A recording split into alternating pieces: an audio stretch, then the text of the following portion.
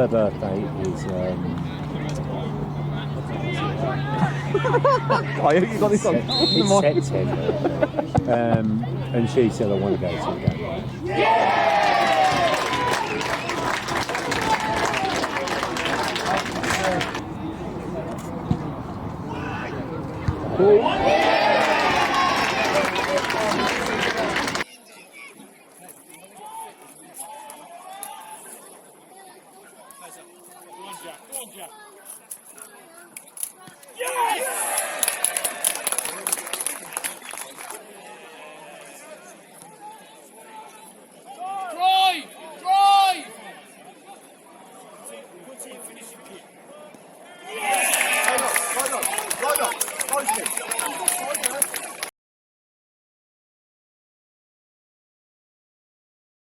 So, penultimate pre-season game today, edging ever closer.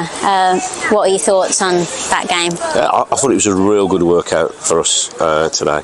Obviously, lost 4-0. It's a really good side, step 6 side. What it was an eye-opener for the young boys. It's a great experience for them. I don't know how many academy boys play, probably 7 until 8 or something like 9 with subs. But what a great experience for them to be in around the first team. It wasn't about the result today. It was about giving young players a chance, and to have another look at some of the trialists, have a look at some of the boys. There's probably 3 or 4 that are we classed as first team players that have played minutes, and they needed some minutes today, and so it was really good from that aspect. So we got a lot out of the fixture. I learnt a little bit more about some people that have probably been on the fringes or trying to stake a claim for first team spots, and some came out of a bit of credit and some didn't, to be honest, but that's exactly what we wanted from the fixture. And now we move on a training session on Thursday, from a fitness point of view, that again, progression fitness wise from Saturday's really good performance against Gloucester, and then we move on to the Hereford game Saturday.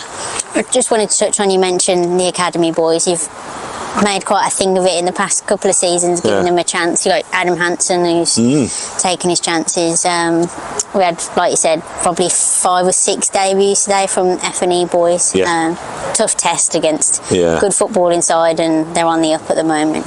What did you think as an overall to them? I think they really did well. I mean, look, they were always going to struggle physically, from set plays, and and I think they scored a couple of corners from corners, because we just struggled with that, from a size point of view.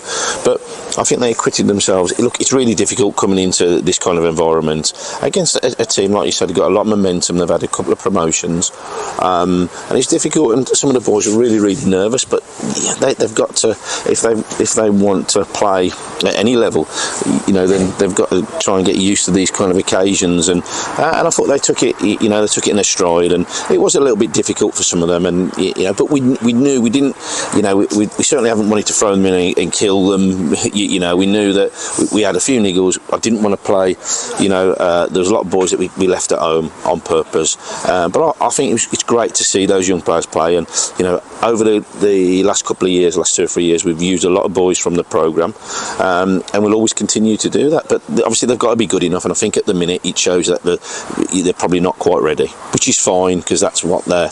Over the course of the 2-year period that they'll be in the on the scholarship programme, or 3 years, and hopefully they can progress and become a little bit better and stronger. So we've got Hereford on Saturday, the final test. You know a lot about them, been there yourself. How important do you think that game is against a team in the league above? Look, I mean, if you look at our pre-season, overall we've done really well against Kidderminster step 1, Gloucester and Brackley step 2 at home, unbeaten. When we've changed the team quite a lot, for the team lower down the pyramid, we've been found out a little bit, as you saw tonight. So Saturday's a brilliant game. From a personal point of view, it's brilliant. I had 5 or 6 seasons there and played a lot of games, so they're a massive club for me, a special club. So I always look forward to meeting some old friends. There was a couple here tonight, Hereford fans that I was speaking to, and so we're looking for it. But from a team point of view, it's the week before the season starts, so hopefully we'll play the strongest team that we can, patch a couple up that are carrying niggles, and see how we come up against a really good team that, to be fair, they're absolutely flying at the moment. They'll bring a lot of support, and it'll be a real good occasion. But we're looking forward to it, because these are the games that you want to play in, and again, it'll be a good indicator of where we are and how far away we are from being a very competitive team.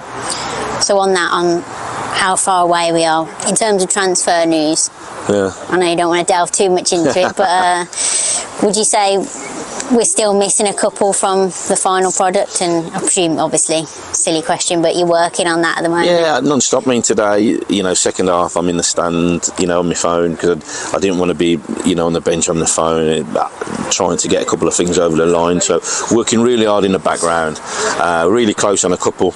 There's been at football, there's a couple of departures, and last week we released Jordan Clements. Got a lot of time for Jordan, being and still is a very good player. But just from a fitness point of view, I thought he was behind the group. Same with James Bowen. We've he's with the signing of Jamie Melbourne, who's done exceptionally well. It was going to be difficult for James to play games, and with work commitments, he struggled. He's missed a lot of sessions, and I think he's behind another one that's behind the group from a fitness point of view. And sometimes you have to make those decisions, and I wish anybody that comes in, and wish them all the best. But we've got to try and strengthen by bringing a couple more players in that we're trying to do, and hopefully we can get a couple over the line in the next 2 days.